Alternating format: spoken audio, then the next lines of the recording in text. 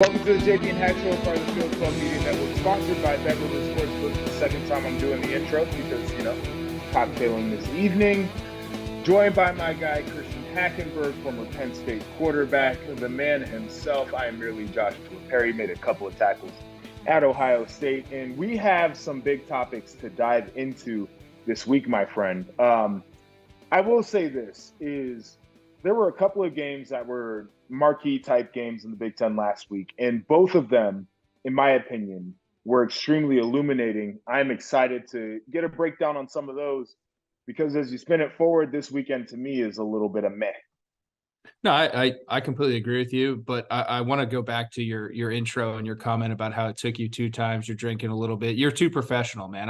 That's the one thing I will say I got on you in the media world is about every show I've done, I've been boozing. So it's just like second nature for me. So you'll catch on eventually. The more you hang out with the field of 12, you'll catch on. The issue is I got home around 6:06 p.m. this evening Central Time, and I started boozing from the moment I got home. And I didn't prep my system with beer or wine. I went straight for the liquor. I'm drinking vodka right out of the cup right now with just a squeeze of lime. It's treating me very well. There you go. There you go. All right, let's go through some scores and then we'll get into some game breakdowns. But one of the big games that we were both watching this weekend, Illinois and Minnesota. Illinois won that one 26, Minnesota 14. Michigan versus Penn State.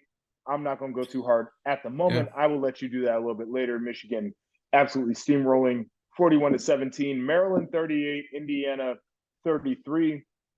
Michigan State 34 over Wisconsin 28. That went to 2 overtimes. Very unique game to me. I don't think it says a lot about the landscape of the Big Ten, but Michigan State is down right now. Wisconsin down worse. I mean, they got some issues going on. And then you got Purdue getting the win over Nebraska. And we talked about how feisty this Nebraska team is. Score of that one, 43-37. All right, so getting to a recap here. But Illinois, the victors over Minnesota. One of the keys to the game for me, and I don't remember if I said it on this show, but I certainly said it on Big Ten Network. Chase Brown was going to have to touch the ball at least 40 times for Illinois to win that football game, in my opinion. He touched it 45 times in that game. He's playing at a ridiculously high level. This Illinois offense, to me, is a very layered offense from a game plan standpoint. It's also an offense that really incorporates formations, motions, and tempo in a very unique way that just keeps defenses on edge. What are you seeing out of these guys right now? Because I think they're playing some really good football. Well, I think you bring up some great points, and I want you to kind of piggyback off me here just as a defensive player, but at least as an offensive player, right? When you don't have the horses necessarily, now you have Chase Brown, and to your point, you find creative ways to get him the football in space where he can make plays, whether it's handing it off or throwing it to him. They've done a great job of that all year, putting him in positions where he gets to win one-on-one matchups and then go do what he does best with the football after he touches it. But offensively, to your point, they dress a lot of things up. They have window dressing. They have all kinds of other things that you have to prepare for. So it's not necessarily, hey, we're coming at you. It's more sleight of hand. Like, look over here. This is what you've seen this on tape 1,000 times, and this is what's going to happen. Oh, we're going to counter it back door. Or here comes this, and here comes a naked backside. So like they play that game with you where it's really much more of a schematic matchup process as opposed to a player and Jimmy's and Joe's process where we're going to say, hey, we're going to line up like Michigan and just beat the hell out of you up front for 4 quarters and pound it, right? They do a great job, and it's a huge testament to Brett Bielema and that entire offensive staff of designing an offense around what they have and the skill sets they have. I think Devito has done a great job of elevating that play and allowing them to do a few other things. He's been great. And like the thing is, what I hate is people always say, oh, it's a game manager. Like, no, dude, like a game manager is a winner. Like that's what you need to be a game manager. And then if you have some exceptional skill set on top of that, great. Right. But I think he's done a great job. And it's just really cool to see Bielema getting this program going in the right direction with the chess pieces he has, knows it, no excuses. He just lines them up and puts them in situations to be successful, and they execute.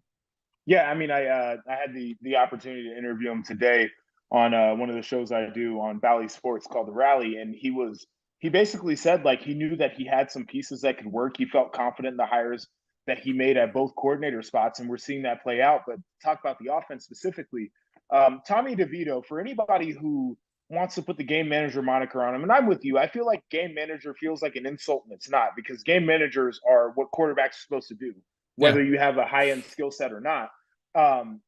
This guy has been extremely accurate. He's done a phenomenal job of distributing the football, and he's got a little bit of grit to him where he runs it in critical situations. But Tommy DeVito really wasn't supposed to play in this game. Like, if you remember back to the Iowa game, he was banged up. He was battered. He went out of that football game. Art Sikowski had to finish it out. And he was questionable all week long. Saturday morning, I get an email from the SID at Illinois that says, Tommy DeVito is going to start and he's going to play in this game. And I'm like, holy moly, like Illinois is going to win this game. They got a gritty, tough quarterback who goes out there and realizes his team needs him. I think that's a big deal. So I'm there with you. And just getting into the scheme.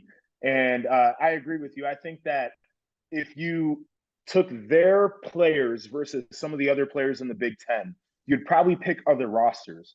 But they've got good enough players, and some of them are actually very good players. Correct. They're plus players. Yes, and this is not to say that they have all bad players and it's all scheme, because Chase Brown has been great. They've got some really good wide receivers out there, and it's a mix of guys who are shifty and guys who are long and go high point the ball. And like I mentioned, DeVito, I think he's playing extremely well. But it's a combination of players, and the scheme puts him in a great position to, as a defensive guy, they threw that wheel route to Chase Brown, and he scored a touchdown. They had thrown that wheel route 2 or 3 other times before the touchdown just to set it up, right? And so that's where you're talking about a layered approach to this game plan. They ran a reverse. They had the fake on the inside zone, and then they had the wide receiver coming around on the reverse. And then they had a pass built off of that. And they didn't connect on the pass. But even still, to me, it's showing the layers into the game plan. I think that's really good offense. And so when you're able to put good players and even some great players into an offensive system where their coordinator understands that they can motion, shift, formation, and tempo teams to hit them where they're at their sore spot, stands out to me. And we haven't talked about this defense yet for Illinois. It's the best scoring defense in America. And I will concede that they haven't necessarily played high-flying offenses. I totally understand that. But they have measured up to the assignment every time they stepped onto the football field. Ryan Walters is a guy that they paid $1.1 million to in the offseason to make sure he wouldn't go anywhere else. Not even the offseason. I think they paid him back in November. That was money well spent. This is a complete team, starting with the head coach and Brett Bielema. I think he's phenomenal. You go down to the coordinators, Barry Lenny Jr. on offense does a great job, calm on the sidelines. Ryan Walters on defense does a great job, calm on the sidelines. And they've got these players playing at such a high level right now that, you know, are they going to compete with the Michigans of the world and the Ohio States of the world? I'm not exactly sure, but they're going to make those games a lot stickier than a lot of other teams in this conference would. And I think that says a lot about where this program's headed. Yeah, they kind of those games are now more scary. And if everything kind of falls in line, if all the witching hour, hocus pocus kind of lines up, they could really scare someone. You know what I mean? I think it's it's different from most years up in Champaign. It's a good pull by you, witching hour, hocus pocus. It's October. We're getting close to Halloween. I like that. I see what you're doing. My guy. We'll step off this game. The Minnesota side of it, I would like to say one thing about it is Mo Ibrahim is phenomenal. He averaged about 8.5 per carry in this game against Illinois, which is a ridiculous number. But they threw for about 40 yards in the whole freaking game. And in this day and age in college football, I don't care who you're playing. I don't care who you are. But when you throw for 40 yards, the amount of games that you're going to win is very slim. And you might have one of the oldest college football players in the country pulling the trigger for you in Tanner Morgan. And that's the one thing I said about this game. My biggest takeaway is like Mo, the reason I thought Minnesota had a chance to win this game was because Tommy DeVito was down and Mo Ibrahim was back, like had a really good chance to win this football game. Mo did his part, and you need your veteran signal caller to step up, and he didn't. And it's just tough. That's a really tough situation. So we'll see what happens for them the rest of the year. Obviously, you and I were really, really high on them, and Yeah. they've really managed to screw that up, for lack of a better term. So Yeah. good for Illinois. Cheers to Illinois. Cheers. I'll pour one out. I'll pour one out for Minnesota. Oh man, I'll pour one out too. Yeah. All right, we'll get to this game, and I know this is probably a little bit of a pain for you to talk about, but we're professionals, and it's what we Gotta do. do So, it. Michigan absolutely curb stomped your Nittany Lions, and I don't think I'm being too harsh as I say that. Michigan rushed for 418 yards, and we knew that this was an offense that was going to be predicated around the run. I think we've seen the writing on the wall in the last couple of games. And my thought process, and I believe yours was too, is that at some point, JJ McCarthy has to be able to drop back and slice and dice a defense with his arm. This wasn't the game for it. And we have talked about this, and I'd like to dive into this with you just to kind of hear your thought process on it.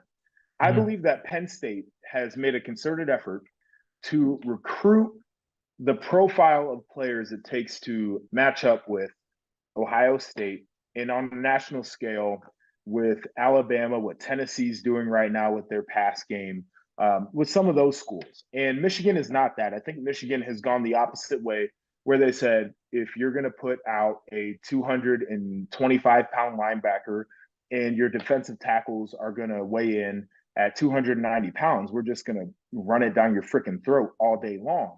And that's what happened to Penn State. Certainly, they were exposed by that. And it's troubling because I don't believe this is the first time against really good competition that Penn State has, quite frankly, looked like a fraud.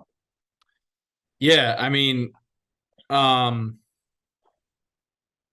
to kind of piggyback off that point, since 2016, James Franklin's been 0-10 against AP top 10 teams since basically they beat Ohio State and made the Rose Bowl run. Yep. That's a tough pill to swallow, especially considering that year you did win the Big Ten and you basically had a chance to do what Michigan is now doing. Yep. In terms of taking that momentum, carrying it into the offseason and turning into a real contender in the Big Ten East. You were the first ones to do it outside of Ohio State, and you kind of gave that opportunity up, right? And that's frustrating as a player, as a guy who kind of went there during the dark years and wore that. It's frustrating, right? But you know what? You did a hell of a job during the dark years. I got to give you credit. I appreciate you. That guy. Look at this guy.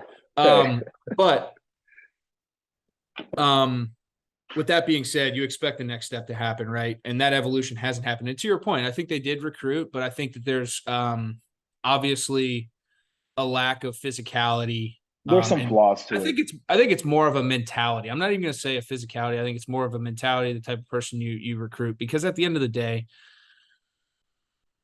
if you're Michigan, man, and I think Penn State's one of those special places where that mentality is kind of carried over. It's a very blue collar, hard nosed, like us against the world type of mentality. And I'm not going to call these kids out. Like I'm sure plenty of them have it, but it just didn't look like it on Saturday. And that's kind of I'm going to piggyback off into that point. Like I don't think Penn State played to the best of their capabilities, but I don't want to take anything away from Michigan at all, because at the end of the day, if you come down and run for 418 yards against a program like that, who recruits with you, competes with you for the same players all day in, day out, that is a massive step forward for your program in terms of comparison with a Penn State. Donovan Edwards, Blake Corum, studs. Michigan controlled the football for 45 minutes or 41 minutes compared to Penn State's 18 minutes. Like it was a flat out, like just ass whooping. You can't cover it any other way. And you don't expect that from a veteran team on offense with Sean Clifford and just like I said, the way Penn State's been, they're almost aged differently than Michigan, and you would expect them to have showed up a little bit better. And it's just you can't make any more excuses, and it's time to really start doing some evaluation if you're Penn State and the direction you want to head, because again, it's to me it just doesn't show any signs of getting any better. Yeah, and I'm with you. I don't think this is about the kids. Like we're not going to make this an indictment on the players on the field, because they're put in the position that they're put in, and they got to go out there and play, whether it's advantageous for them or not. And a lot of those guys, I know personally, I know you do as well. And those guys are football players. Like they are guys who want to go out there and get wins. I just think as an overall philosophy for this program, it's fallen short. Because, yeah, you can play Ohio State tight and you can play them tough, and they've done that many years. But you have to at some point be able to say, okay, we're going to get big when the team wants to get big on us, and we're going to get the stops. And I'm not exactly sure that we've seen that. This, to me, though, is not all about Penn State and their shortcomings. I think a lot of this is about Michigan and where they've done well as a program. And I want to be clear about this. Michigan had the Joe Moore award-winning offensive line last year, best offensive line in college football. I think this offensive line might be better than what they had a year ago. And I'm not saying that to be hyperbolic. I'm saying that because what we've seen on the field has been dominant. They have 2 running backs who can really play. They've got a tight end group that is phenomenal. They got some wide receivers out there who maybe aren't getting the looks that they want. Those guys can be game breakers at any moment. Ronnie Bell's a difference maker. He is. Yes. Yeah. And a quarterback who hasn't fully been unleashed, in my personal opinion. Because he hasn't had to be, to your point. He hasn't had to be. Mm-hmm. And I thought McCarthy missed a couple of throws, but he's a young quarterback, so I don't hold that against him. You flip it defensively for Michigan. I mean, this was a team that had Dax Hill, who's a first-round pick, and they had Aiden Hutchinson, his second overall. David Ojabo would have been a first-round pick had he not gotten hurt at his pro day. Mm-hmm. And this defensive line, in my personal opinion, is better. And you can look at the stats to back this up. They're outpacing sacks at this point than what Michigan had a year ago, because they got a bunch of guys with no names who are going out there just they know they have to make plays. And the secondary, to me as well, has really held up with a new defensive coordinator. They got new offensive coordinators too. Yeah. I think Jim Harbaugh, if it weren't for Brett Bielema and what he's doing at Illinois, would be the coach of the year in the Big Ten. I think Brett Bielema's got it locked up at this point. We'll see what happens in the second half of the year. We're dropping our merch. We got to start calling Underwood Daddy Brad. But I'm a big pod guy.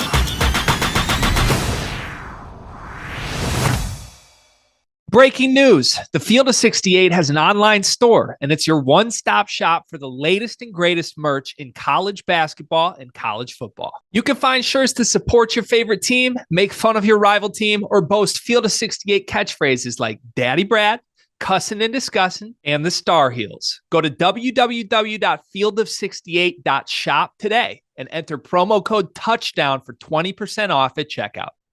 But Jim Harbaugh was looking at the NFL, kept the team together, had to hire new coordinators. He was. Whether the NFL wanted him or not is a different conversation. He was looking hard. He was ready to make a move, and they didn't want him. So he's got to come back, got to keep the locker room intact, which he did. He's got to hire new coordinators, which he did.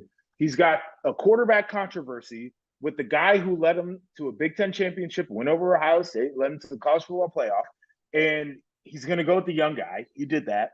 He's got to replace Hassan Haskins in the backfield. Blake Corum's been phenomenal.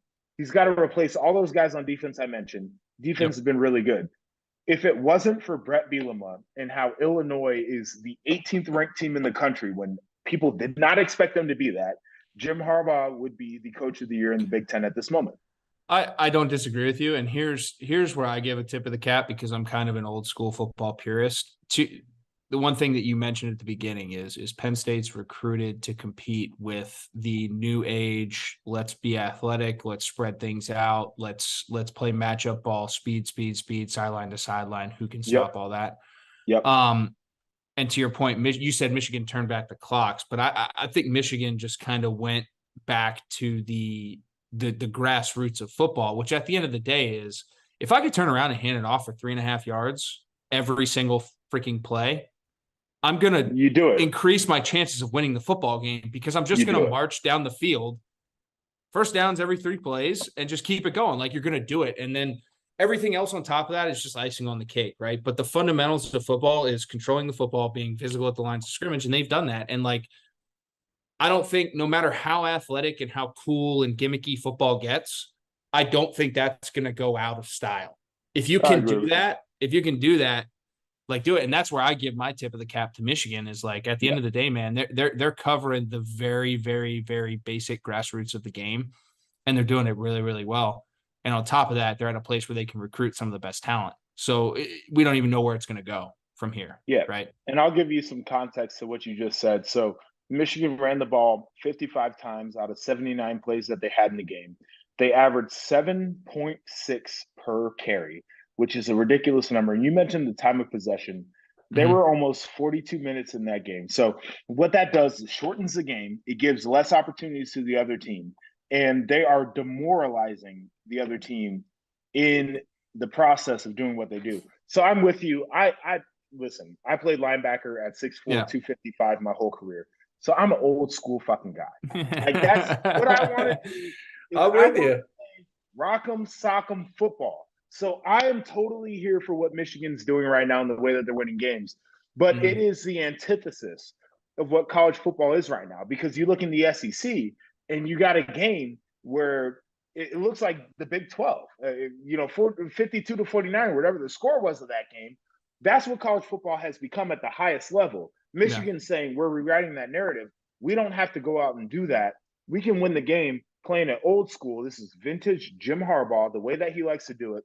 And quite frankly, I'm totally here for it because they have the personnel and the mentality to get that done every week. Correct. And if you do it, and here's the thing, like, here's going to be the real kicker is if they make a college football playoff this year, which, again, like, not going off on a tangent, I've made an argument that the two best teams in the SEC East and the two best teams in the Big Ten East are probably going to be in the college football playoff, but that's a whole other story. I know you are, but that's a whole nother story. If they can come in there and, like, show up, not turn the football over, obviously is a big part of this, and do what they do up front. I don't care what you got. Put Tennessee out there, roll USC out there. Well, I don't know about USC anymore, but roll the best offenses you think, high power offenses you think out there, roll them out there. If Michigan can possess the football, like, no chance. No chance. I've seen this story too many times because Lincoln Riley had all Baker Mayfield and he had Jalen Hurts and he had Kyler Murray. They couldn't get it done. Ohio State, Justin Fields, CJ Stroud last year, Dwayne Haskins before that, they couldn't get it done. I'm with you. Is the high-flying offense, I believe, is important. But when you have a team that is complementary, you can run the football when you need to at will, and you have a defense that can hold up their end of the bargain, that is a team to me that feels more like a championship team. Go back to Georgia a year ago. They had a quarterback who did a good job. People call him a game manager. I think he's a lot more than that. Run game that did a really good job, and they had the best defense in college football. They won a championship. There is a reason that happened. So I'm totally with you. All right, we're spending a lot of time on these recaps here. Let's get into some storylines here. Big storylines. We kind of went through what's wrong with Penn State. So I want to kind of skip over that because I think mostly it is we didn't talk a lot about the offense, and I think Sean Clifford gets a bad rap because that offensive line was not what it was supposed to be. And I'll get you the stats here. They had 111 rushing yards, but 74 came off of Sean Clifford's big run, essentially.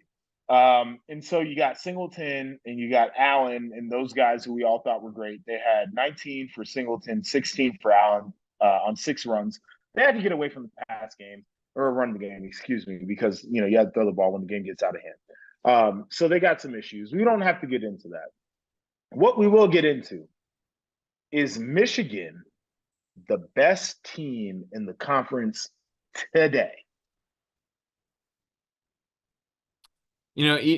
Even with this win, like, I'm not quite sure. Like, I still think Ohio State can carry that crown the way that they've played week in, week out. No scares pretty much other than Notre Dame, and they've handled business. And Notre Dame hasn't come into it, but that's the first game of the year. A lot of hype. Jackson Smith and Jigba goes down. Ohio State's been winning it without arguably one of the best football players in college football. Yeah, playing like they've been dominating. So, I know that sounds kind of like, and Michigan fans are going to hate it because they beat Ohio State last year and they played in the Big Ten championship game. But still, like, I feel like it's just really hard to beat the history of this. Now, Michigan goes out and keeps it rolling and does the same thing they did last year to Ohio State and wins the Big Ten and goes in and wins a game in the college football playoff, plays national, like, you guys are in it. Like 2 years in a row, you showed yourself you're in it, right? You got a chance. Right. And I'm not saying Right. that I'm not bashing them, but I still think Ohio State at this point is a team to beat in the Big Ten. Michigan, though, for all the reasons we've mentioned, and I think we've been very complimentary of Michigan for two people who've played at schools that aren't very fond of Michigan. We've been very complimentary of Michigan. So Michigan, for this point, up until this point, I'm a believer in the direction that they're heading, and I really, really think that this year, as much as I thought last year was crucial, I think this year is a really big year for Jim Harbaugh, and if he can continue this trend, I think you got two players in the Big Ten East now. Yeah, the gap is super narrow for me. It's very narrow right now, but I'm leaning Ohio State. So statistically, Michigan is the third best scoring defense in the Big Ten, 11.7 points. Ohio State is 12.1. So that is a very narrow margin, almost negligible if you're into the stats like that. From total defense, Michigan is number 2 at 250 yards even per game. Ohio State is number 3 at 253.5. So 3.5 yards difference is what you're getting at. Ohio State, 48.8 points per game. Number 1 in the conference in scoring offense. Michigan's number 2 at 42.7. So, I mean, like, to me, it's so narrow right now that it's almost foolish to have this conversation. And Michigan, I think their out of conference was weaker, right? But Ohio State's out of conference was weak too. I will fully admit that. Notre Dame didn't live up to what they were supposed to be. Arkansas State's not a very good team. Toledo, they put 77 up on this. Toledo. So I'm totally with anybody that says Ohio State played a week out of conference too. But CJ Stroud, what he's been able to do without Jackson Smith and Jigba, and Trevion Henderson has been in and out of the lineup, and they've still been able to make the run game work. And the run game is actually really good for Ohio State this year compared to a year ago. To me, I personally feel like there's another level of Ohio State that is to come. CJ Stroud has not played in the fourth quarter of any games, essentially, except for the Notre Dame game. To me, there is a slight edge toward Ohio State, but the margin is so narrow right now. The buildup for this game after Thanksgiving is so tense and it's so real. Like, I literally cannot wait for that game to come. And I believe both of these teams are going to hold up their end of the bargain too. I don't think any of them are going to trip up before that. It's going to be such a good football game. I agree with you. And I mean, it's a collision course. It's what everyone's got circled. I think if you're a Big Ten football fan, it's the game. And I mean a true Big Ten football fan, not just, an Iowa fan or some bullshit like that. Like, I mean, nationally, like, yeah, even that too. Fan, yeah. Like, this is going to be great. Yeah, for sure. And you obviously know more than I do about what goes into that game, and that's its own thing within itself as well. It's another element that goes into it. So, yeah, I mean, I think I'm really excited, but I completely agree with you. I think you just got to go with historical data, and Ohio State's the team to beat right now. I think so too. All right, quick on Minnesota. They got some issues. The past game stood out to me, and one of the keys that I gave to the Minnesota-Iowa game is, as much as the focus was going to be on either running back, I personally felt like the team that could throw the football the best was going to be able to win that football game. That's what it came down to. I'll get you the stats real quick. Minnesota threw the football for 38 yards in that game. They averaged 33% completion, which is a ridiculously stupid low number. And Devito threw for like 252, right? He threw for 252, a touchdown. 78% of the passes he threw, he completed, which is, for football people, when we talk about completion percentage, the NFL people look at quarterbacks who complete 60% or more of their passes as good. Like, that's a good number. 60% is good. Anything under that is a no. And then once you get past 70, they start to evaluate what does the scheme look like. But like 70 is ridiculous. 78% is absolutely wild. is Minnesota's biggest issue offensively or defensively in your mind? That's a really good question. I don't necessarily think that their defense has lived up to the expectations up into this point of the year. 100%. With what they've had, but I still think that take away the loss of your number one receiver, take that out of the equation, because you still have a dominant game-changing running back, and you have guys out there who can facilitate beyond that, right? If that's the center of your offense, and it has been. And then you have a guy's been in school. He's like freaking Van Wilder, dude. He's been in school for like 10 years, dude. And he's as old as us. He is. That's true. Yeah. We're Like, sitting here talking about it, drinking beers, had a cup of tea in the NFL, and he's still playing college football. Like, it's crazy. But you gotta have better play out of that. You got to have better play out of that. And at the end of the day, if that defense isn't where it's at, like you look at the maturity of the roster and the reps and the games played, like the offense has to be able to win them games. At some point in time, the offense has to be able to pick up for the defense. I agree. It's the defense to me has been underwhelming. I agree on that point. I also think that the early season schedule, the way it lined up, that defense did not play a ton of reps. And I'm not trying to be an apologist, but I think that really does hurt a defense. But offensively, when you throw for 38 yards in a game, like there's a real issue there. And I understand that Chris Ottman-Bell is out, and that is a huge loss for that offense. They got Brevin Spanford at tight end, 6'7", 280. Throw the ball to that man. Any scheme that you have, find a way to isolate him so you can get him the football. That is a mismatch every part of the field. I couldn't cover him as a linebacker. You're not putting a safety on that guy. That's the guy that you need to throw the ball to. And so as I look at this Minnesota team right now, I love Mo Ibrahim and what he provides to that team. Like I said, he went off for 127 yards off of 15 attempts, 8.5 average. You cannot rely on that to win you football games. You need to make plays in the pass game. And that's what it's going to come down to for me is, can this offense get back to that RPO, quick hit passes, high percentage throws that they were at the beginning of the year? Mm-hmm. I'm on board with you. All right. All right. So let's do a little midseason Heisman make the case here. We have, in my opinion, 3 guys in the conference that have a legitimate case to be Heisman contenders. I want to make the case for each of these guys. We'll start off with the front runner by all of the sports books, including Bet Rivers, in CJ Stroud. What is the case for him to win the Heisman? So I think preseason expectations were ridiculous.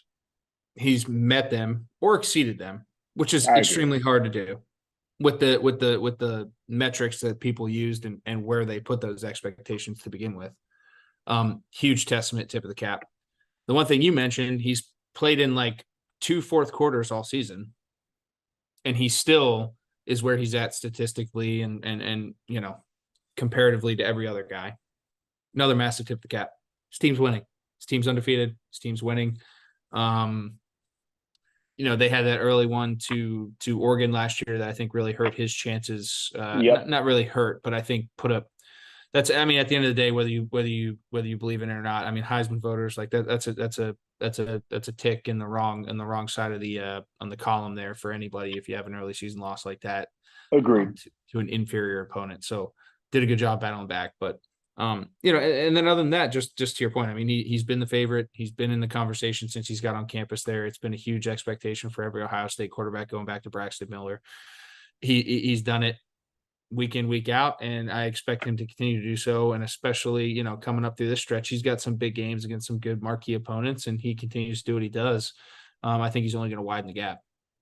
Yeah, I'm totally there with you. I mean, you look at starting quarterbacks in nationally, he's up there in yards per attempt. He leads a Big Ten conference in yards per attempt for quarterbacks that are starters. So that's a big thing for me.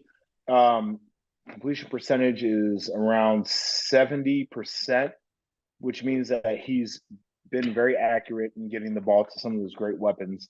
24 touchdowns, though, is a ridiculous number against 3 interceptions. Like, I mean, he's a front runner for a reason.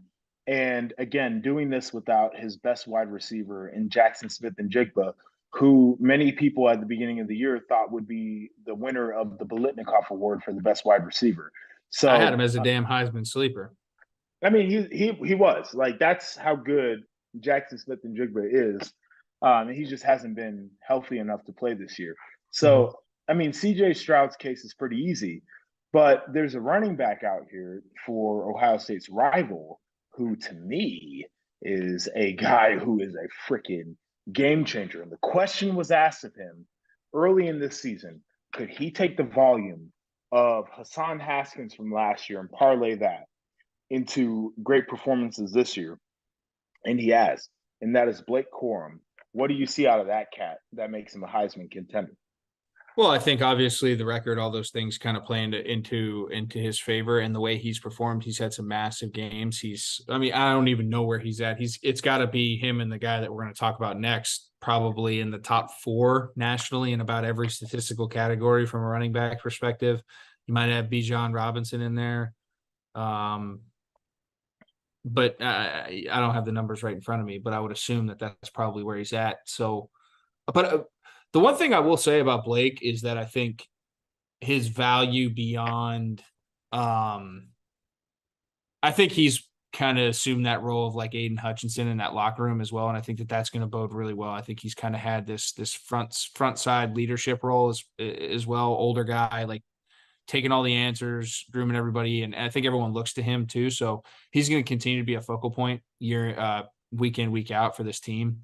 Not only on the field, but off the field. And I think that's going to give him a really good chance to be in New York at the end of the year if this team does what it's got a chance to do. Yeah, I mean, Blake Corum is averaging over 6 yards a carry. He's got 13 touchdowns on the season.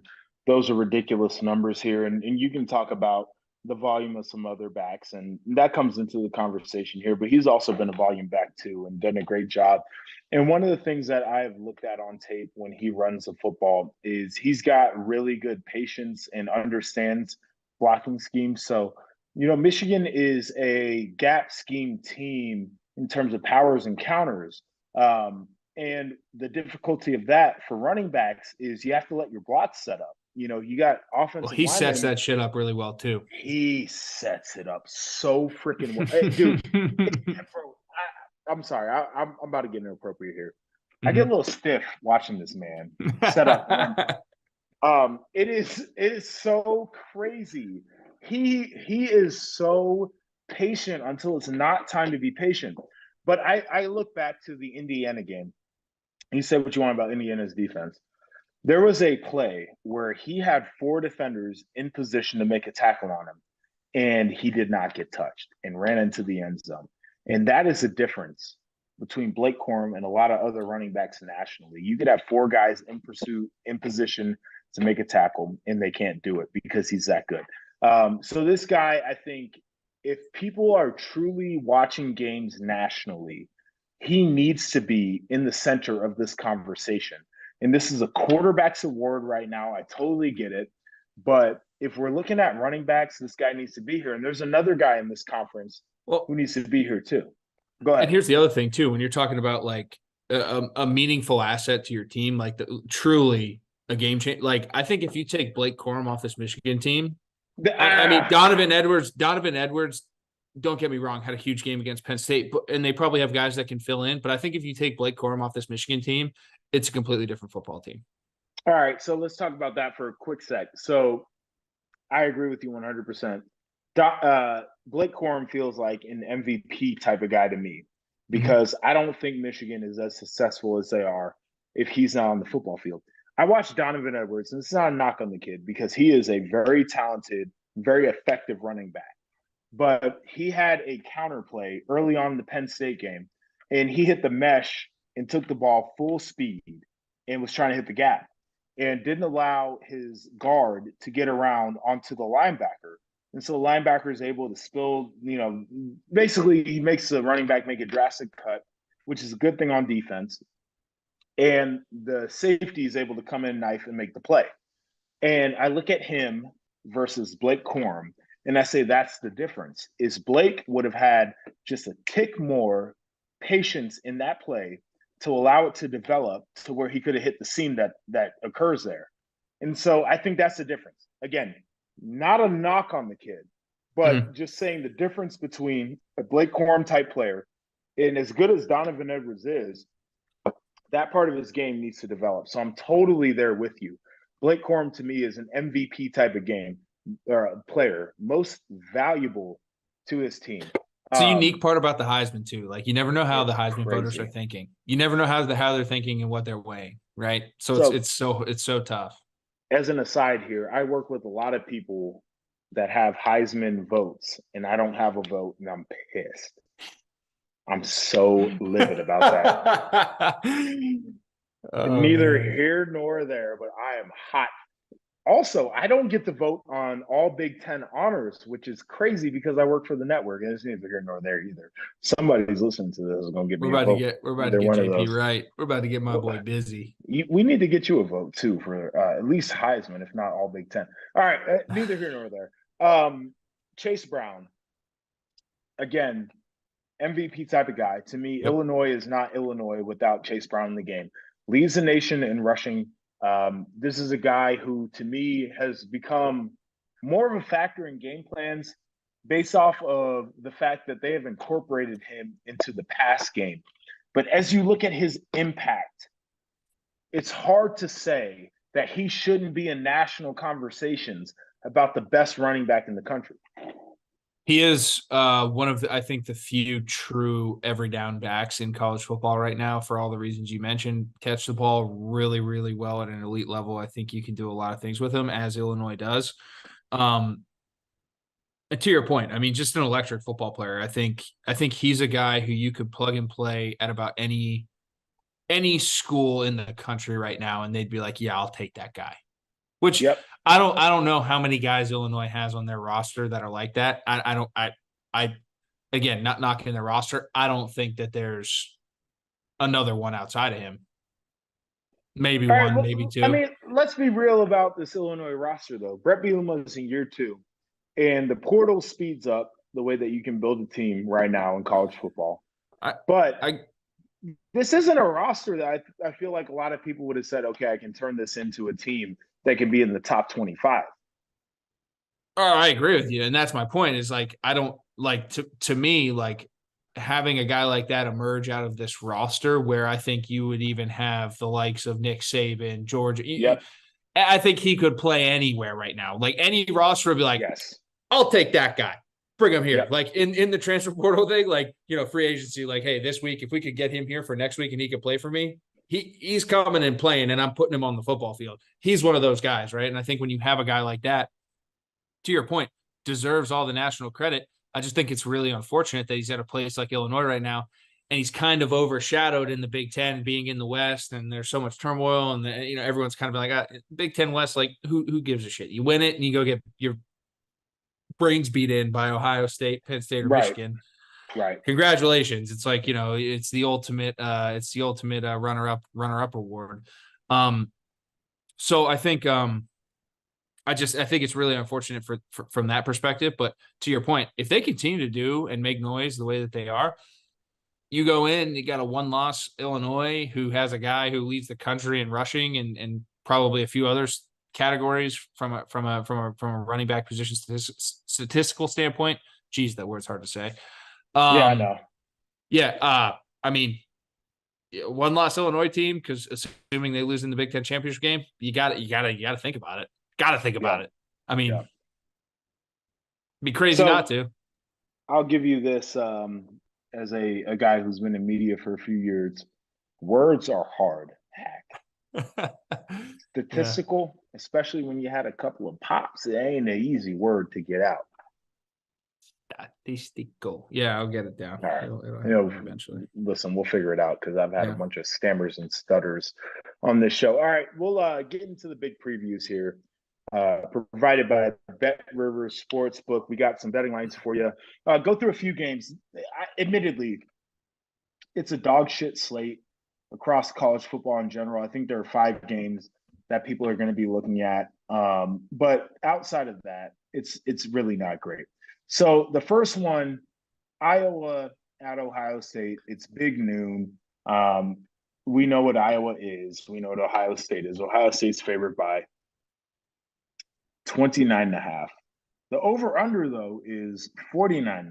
So I don't think people are expecting a ton of points. What say you? I mean, again, I think that this Iowa defense is solid. The pace, the blitzkrieg mentality of these Buckeyes, I think, is going to weigh on these guys. Blitzkrieg is a great word, by the way. Pulls in a little bit of history with the armed forces. I'm there with you. I'm telling you what, man, I just don't think that the Iowa offense is going to be able to possess the football all that much, because I think the Ohio State defense is much improved from last year. As we've talked about, they're playing really good football, playing better and better. I just think Ohio State's going to get a lot of chances at this Iowa defense, and something's got to give. And if your best strength's that, I still don't think they can match up with the horses outside. Like, I think Ohio State probably covers, and that over-under is probably an over. Yeah, if I'm a betting man. I'm with you there. I think the one issue, if you're Ohio State, is the law firm, like words are hard, law firm of Laporta and Lachey of Iowa, the tight ends. If Ohio State cannot handle them early, that might be the only thing that makes this thing a little bit sticky. To me, can they get it to him consistently? That's the thing. It's like, it's an early thing, but over the course of a game, does it make a big deal? Like, I'm talking about, does Ohio State cover at this point? Because I think that they win the game by a pretty big margin. But if you let the tight ends get off it, it's become one of those where it's like, do they cover? I'm with you. Fair enough. Purdue at Wisconsin. And looks like Wisconsin's favored by 2.5 in this game. That's a bad deal. Yeah, that's a little crazy to me. I do think that this Wisconsin team is a little bit more of a kind of a wildcat in the bag right now.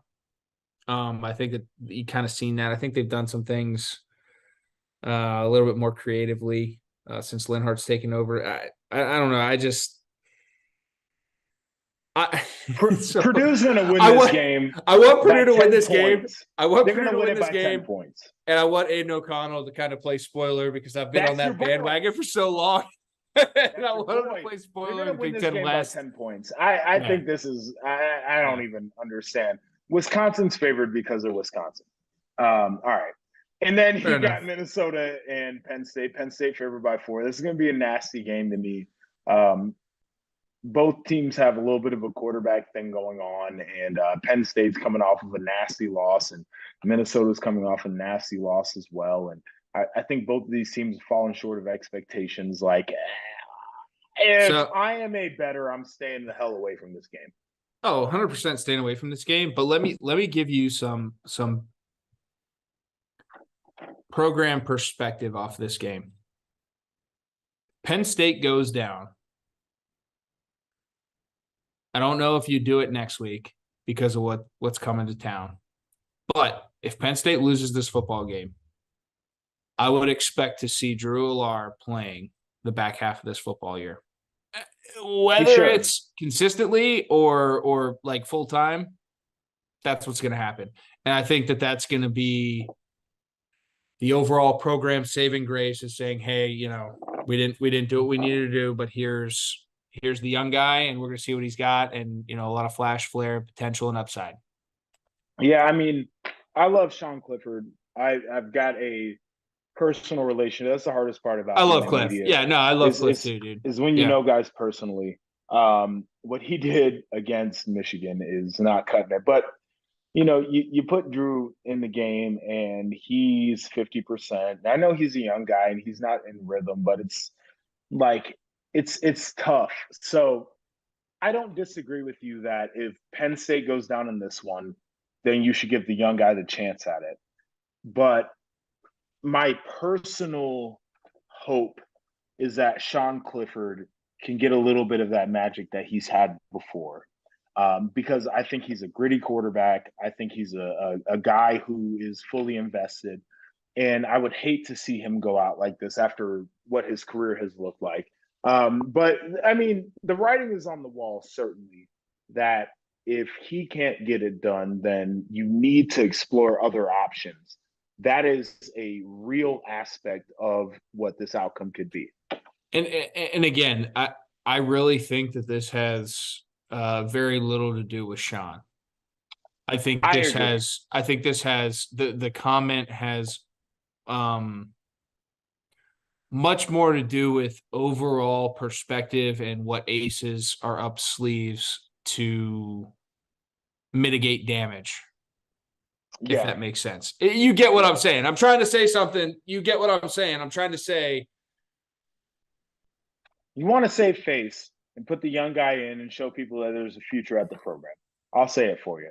And I'm totally with that. We'll get off of this topic because I think it's making both of our skin crawl. All right, we're at the end of the show. We do this every week now. It's been a fun segment. We've talked about fashion. We've talked about cooking. You are a Renaissance man, much like myself, even though we present differently. How about cocktailing? You are a guy who, when the time calls for it, when the sun goes down, you like to have a cocktail or two. And I've proven on this show, once the sun goes down, I'm totally with you.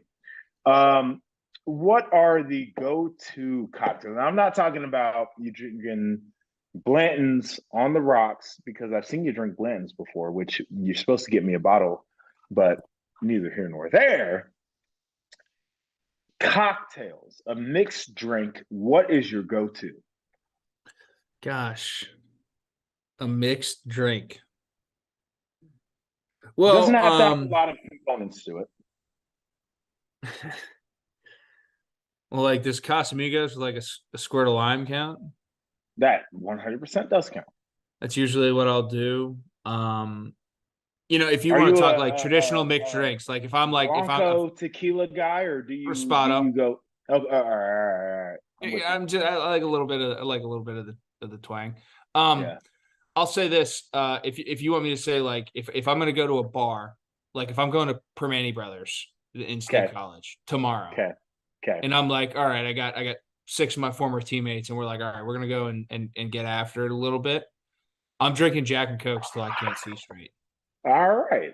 So that's so me and you are kind of similar. I'll drink a martini if I'm steakhousing. If I'm doing anything else, it's typically vodka soda. I'm getting up so I can show the people. Got a little bit of a liquor collection here, though. We like to drink around the Perry household, so we got some bottles there.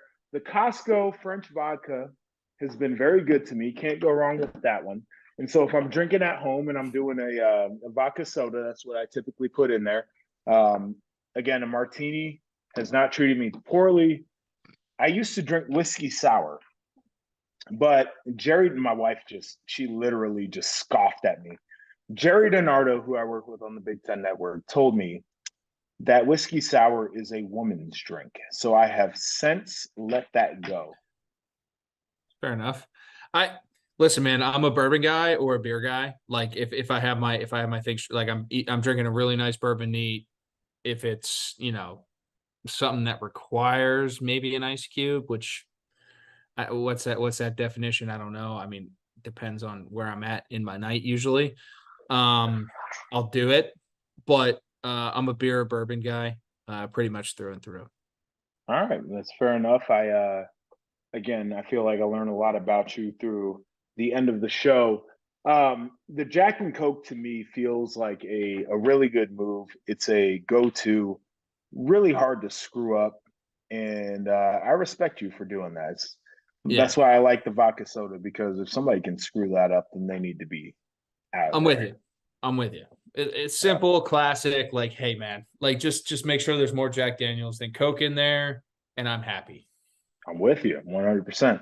All right, we'll end this one. This is the JP and Hack Show, part of the Field of 12 Media Network, sponsored as always by Bet River Sportsbook. Christian Hackenberg bringing some of the best knowledge and insights that you can get on Big Ten football. I'm merely Joshua Perry, just here, just made a couple tackles at Ohio State, and we will talk to you a week from now.